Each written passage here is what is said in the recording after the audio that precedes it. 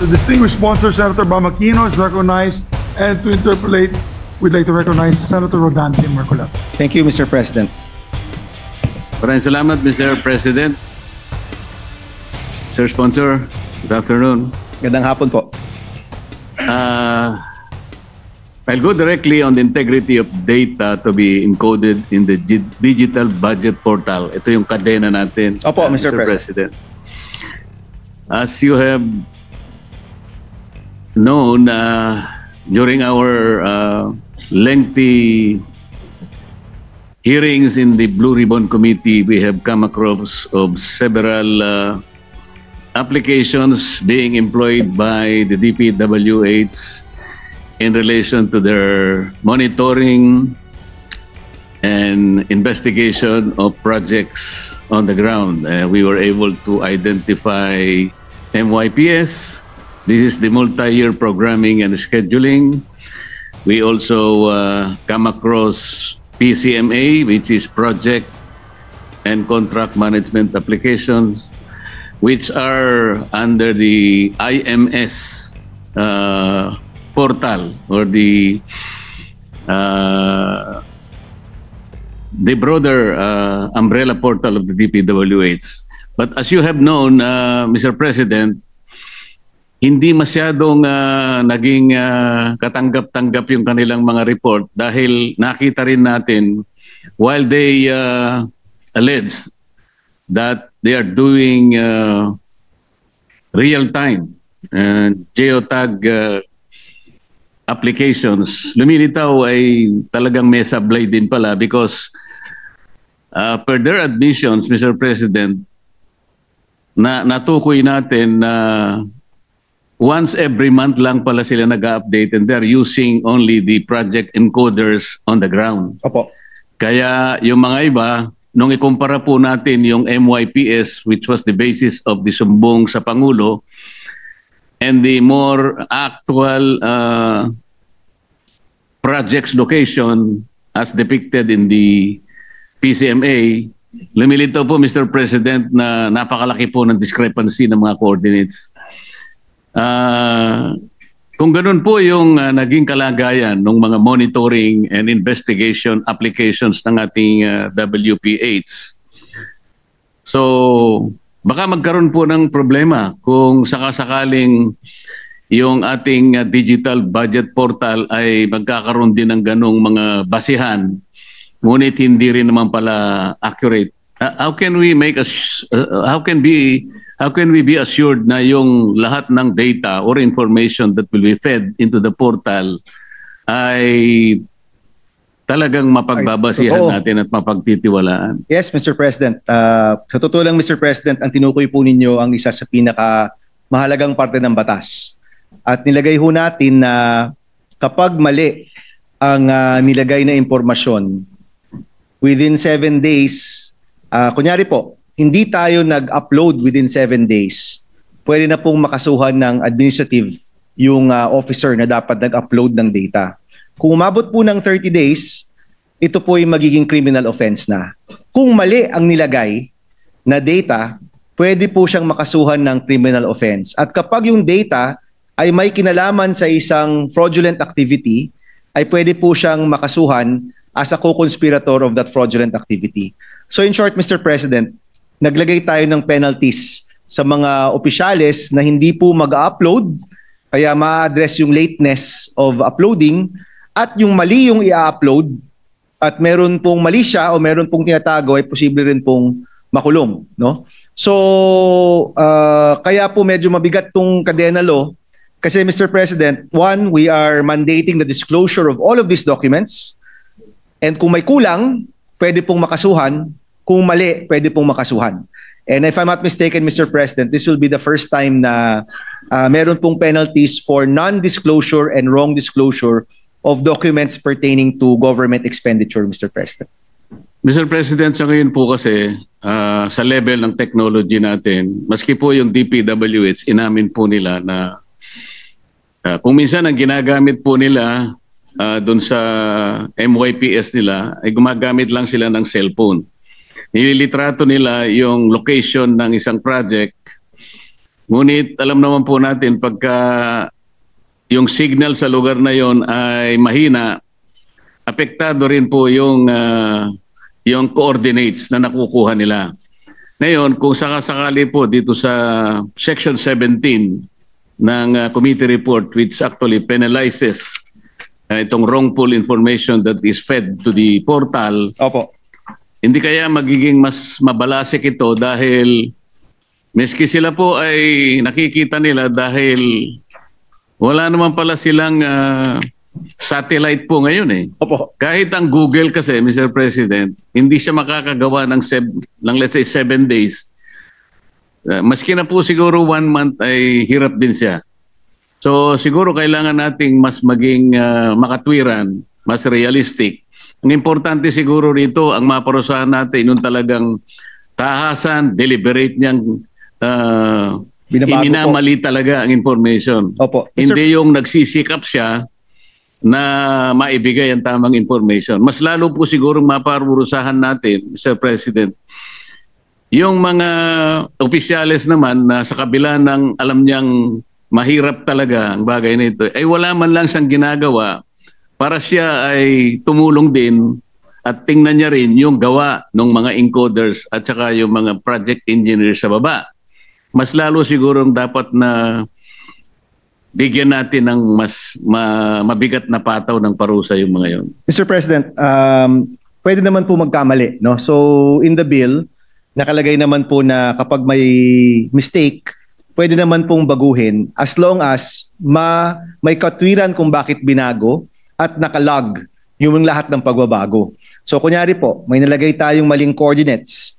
The following day, pinalitan natin. Pwede naman pong palitan. Basta klaro lang na ito yung rason kung bakit pinalitan po yung coordinates. So ano naman, Mr. President, meron namang leeway for mistakes here and there kasi wala naman pong perfect. But definitely, Mr. President, sa binigay na panahon na 7 days at 30 days, ay sapat na po dapat yan, Mr. President, para makapagbigay ng tamang datos dito po sa portal po natin. Pero Mr. President, wag nating bibigyan ng tsansa o pagkakataon yung talagang dahil lang sa pagmamadali niya at halimbawa merong collusion sa mga iba't ibang gumagawa ng project katulad ng contractor, gagawa siya at gagawa ng litrato kahit na alam niyang malayo yung minonitor niyang pangyayari para lang makakolekta na sila. Yun sana yung dapat nating makita. Hindi siya nagmamadali kung hindi gusto niya kagad na maliin talaga. Matulungan yung gustong makakolekta kagad ng project. Marami kasing ganitong naging kondisyon, Mr. President. Dahil nga sa kagustuhan nila na makakolekta kagad kahit na yung status ng project ay let's say 10% pa lang, gagawin lang 30% kagad dahil nga doon sa progress report na gagawin nung encoder. Yes, Mr. President. Pero Okay. bawal po yun, Mr. President, no? So, mahuhuli po dapat yan kasi 10% lang po yung gawa pero 30% po yung nilagay nilang completion. Yun ang gusto nating matuko, yung talagang deliberate nilang iminamali Opo, kesa doon sa nagkamali lang. Meron siyang honest mistake lang na talagang ginawa niya pero nagkamali siya talaga. Rest assured, Mr. President, this is flexible enough to accommodate common and honest mistakes, Mr. President. Sa mga naging pagdinig pa rin natin, Mr. President, nabanggit ang mga bansang katulad ng Estonia, ng Georgia at Chile na sila pala'y nakapag-incorporate ng tinatawag na blockchain technology doon sa kanilang mga level ng pamamahala, kagaya ng land registration at procurement. Opo, Mr. President.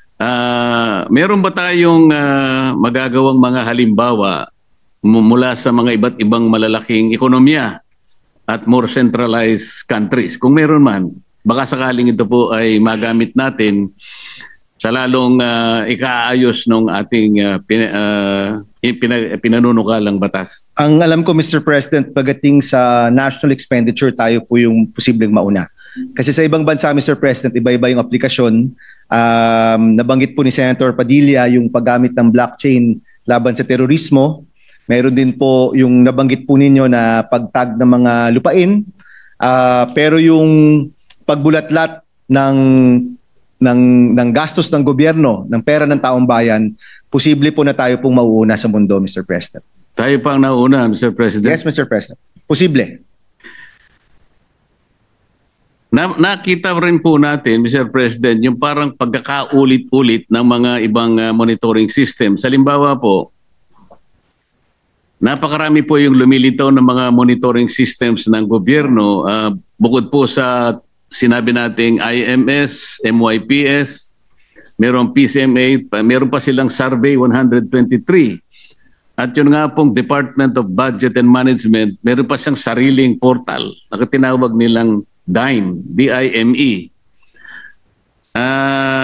Ano kaya ang pinakamagandang paraan po para hindi na magkaroon ng redundancy sa ganitong mga pamamaraan na gusto nating puntahan at hindi na tayo makapag-aksaya pa ng panahon. Hindi lang panahon, kundi yung salapi ng ating bansa. Mr. President, during the TWG, nakausap po namin yung mga ahensya na masabi ho natin gusto talaga nating mapasok dito gaya ng top spenders like DPWH, DepEd, DOH at marami pang iba. At ang nabanggit ho natin, Mr. President, ay kung meron silang transparency portal ngayon, we will consider that as like a pilot to the implementation of the Cadena Law. Kumbaga, Mr. President, di na natin susubukan natin na maging interoperable yung kanilang mga portal. Kasi during the hearing of DPWH, Mr. President, nung binanggit ko rin yung Section 5 po dito, yung mga dokumentong dapat ay mailabas ho nila, sumang-ayon naman po sila na yan rin naman yung gagawin nila sa transparency portal. So ngayon po na kung ito po yung maging batas, hindi daw yan pwedeng baguhin. Hindi na po pwedeng tanggalin ng next secretary, for example. But during the implementation, Mr. President, ang balak ho natin, lahat ng mga inisyatibong maganda naman ay ifo-fold in na lang po natin dito po sa implementation. But let me just say, Mr. President, it will be DICT to implement the Cadena Law, Mr. President. Hindi naman po tayo rin. Hindi naman po tayo sa Senado. Tayo lang po yung gumagawa ng framework. But when they do implement it, we will exercise oversight to make sure na hindi po masasayang yung trabaho ng ibang mga ahensya. Ibig sabihin, Mr. President, kung sakasakaling itong Cadena o Digital Budget Portal ay naayos nating mabuti, mangangahulugan ba na yung iba pang mga aplikasyon, mga systems na ginagamit ngayon ay isa-isa nang aalisin at mananatili na lamang nag-iisang portal na gagamitin natin? No, Mr. President. Kasi iba po yung function ng mga ibang portals. Ito po ay para mailabas sa publiko kung ang pinagagamitan ng pera ng bayan. So right now, Mr. President, walang nag-iisang portal na kung saan ang sino mang mamamayan ay kaya pong makita kung saan po napupunta yung pera ng taong bayan. Yun po yung pinaka-nais nitong batas na ito. So as far as I'm concerned, Mr. President, this is a new portal, pero hindi naman po ibig sabihin, Mr. President, na yung ibang mga portal or ibang mga website ng mga ahensya ay mawawala naman po dahil po dito. Kasi ang aking pagkakaintindi, Mr. President, ito ay digital budget portal. Ibig sabihin, yung budget portal po natin ay kumukuha ng mga datos at iba't ibang impormasyon mula sa mga mapagtitiwala ng sistema. Opo. Ngayon, kapag ito'y na-perfect natin, pwede na nilang gamitin din itong mga impormasyon na na-degenerate nitong kadena para sa ganon ay hindi naman siguro sa isang pagkakataon lang ay alisin. Kung hindi, magiging daan ito para unti-unti nang maalis natin yung iba't ibang mga application. Kasi nga sa dami, ayaw naman natin na nasasayangan lang o nauulit, nagiging redundant yung maraming applications. Iisa naman ang kailangan natin sapagkat digital na eh. Opo. Yun siguro yung aking gustong yes, Mr. President. Matunton, Mr. President. Opo. Definitely, Mr. President, the portal, yung Cadena po, will consolidate all of these other portals, Mr. President. Kung siguro po pare-pareho yung function o pare-pareho po yung purpose, pwede po talagang ito na lang. Pero syempre, Mr. President, kapag iba naman po yung purpose or function ng ibang portal, iba po yun. Nalaman din po ng representasyong ito, Mr. President. Panghuli na pong tanong, Mr. President. Mr. President, I welcome the questions, Mr. President. Sa mga reports po kasi ng iba't ibang ahensya katulad ng DBM, kahit na yung DICT at kahit na yung Baguio City ay nagkaroon po ng mga ulat na sila'y gumagamit pala ng blockchain technology. Gusto ko pong malaman kung ano po yung naging feedback sa atin, kung meron man favorable or otherwise. Ongoing pa po, Mr. President. Even yung sa Baguio City, they were present. Si Mayor Magalong was present during our hearing. Ongoing pa po yung kanilang conversion to blockchain, no? And yung DBM naman po, Mr. President, yung isang parte lang nung buong budget process yung nilagay nila sa blockchain. So hindi pa talaga masasabing buo o ganap yung kanilang mga pilot. But definitely, Mr. President, kung syempre, di naman po ito mabubuo ng isang araw, habang tuloy-tuloy po sila, matututo rin po tayo sa kanilang implementasyon when it comes time to implement the Cadena Law, Mr. President. So ang inaasahan po natin, Mr. President, sa sandaling matukoy natin ng blockchain technology, makakatulong pala sa pagbuo ng isang budget portal sa mga susunod na mga panahon. Ang blockchain technology ay magiging isa sa mga basihan ng portal na ito. Posibleng blockchain technology po ang magamit ng implementor kasi nilagay po natin very broad yung teknolohiya. At habang tayo po ay nagsasalita, marami ring bagong teknolohiya pong lumalabas. So kapag panahon na po ng implementation, posible na piliin ang blockchain para maging pangunahing teknolohiya po na ma-secure yung datos po ng gobyerno. But Mr. President, so to be clear and for the public na nakikinig, ito pong Cadena Law, siguro po yung blockchain part o yung technological part is maybe 25% of the law. Yung 75% po, yung pagmandato sa mga ahensya na ilabas yung importanteng datos na kung saan ginagamit yung pera ng bayan. Salamat po sa sagot. Kasi Opo. kaya po, kanina pa po ay nag-isip, bakit kadena? Kasi So palagay ko yung kadena ay nalink do sa salitang blockchain. Chain. Kasi po yung kadena, sinesecure po natin itong datos na ito kasi ito po yung pera ng bayan. Hindi lamang yun, Mr. President, yung kadena nagsisimbolo ng lahat ng gagawa ng katiwalian. Ay talagang Ikakadena natin, makakadena, Mr. ano po. President. Tama. Oh. Tama, Mr. President. So, Maraming salamat po, Thank Mr. you. President. Thank you, Mr. Maraming salamat po, Mr. Salamat Sponsor, po. sa mga paglilinaw. Thank you. We'd like to recognize Senator Robin Hood Padilla.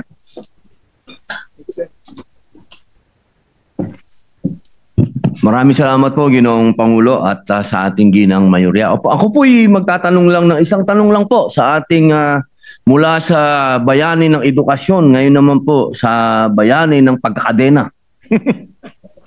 yes, Mr. President. Opo, ako po ay natutuwa at ito po ay sinuportahan ng ating Pangulo. At congratulations po.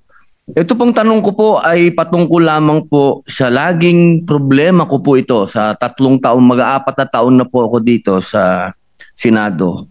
Lahat po ng ahensya may problema sa public information. Yes. Kapag meron na pong batas na napakaganda na pumasa, hindi po nalalaman ng taong bayan.